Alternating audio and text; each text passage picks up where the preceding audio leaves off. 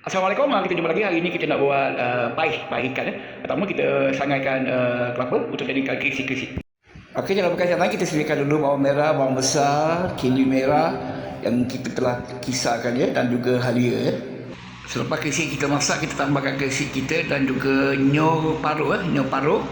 Kerisi dan nyor parut. Kita masukkan juga rempah kari. Kita masukkan juga rempah gulai. Kita masukkan juga cili bawang. Kita gaul sehingga rata ya. Kita gaul hingga sebati. Setelah sebati, kita tambah pati air asam jawa sedikit ya. Pati air asam jawa sedikit. Okey, selepas itu kita tambah sedikit santan. Okey, kita kacau lagi, kacau sehingga sebati. Masa ni kita telah masukkan ajinomoto dan juga garam ya. Garam dan gula. Okey, setelah lepas sebati semuanya, kita masukkan akhirnya bahan yang terakhir adalah ikan. Kita masukkan ikan dan kita gaul bersama. Okey, setelah masukkan ikan, kita gaul sehingga dia sebati. Kita gaulkan sebati. Okey, alhamdulillah.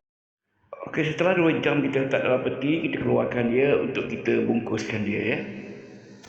Okey, cara membungkus, kita letakkan pes tadi di atas daun pisang. Okey, kita letak juga bersama potongan ikan yang kita gaulkan bersama pes sebentar tadi. Okey, setelah isinya, pesnya kita letak, kita bersedia untuk membungkusnya ya. Kita bungkus dan kita letak dalam alat pembungkus ya, dan bersedia untuk dikukus. Okey, setelah dikukus, inilah hasilnya ya. Ada juga yang bakar paih ni, tapi saya hanya mengkukus.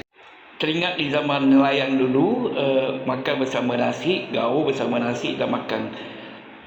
Okey, selamat mencuba. Bismillah.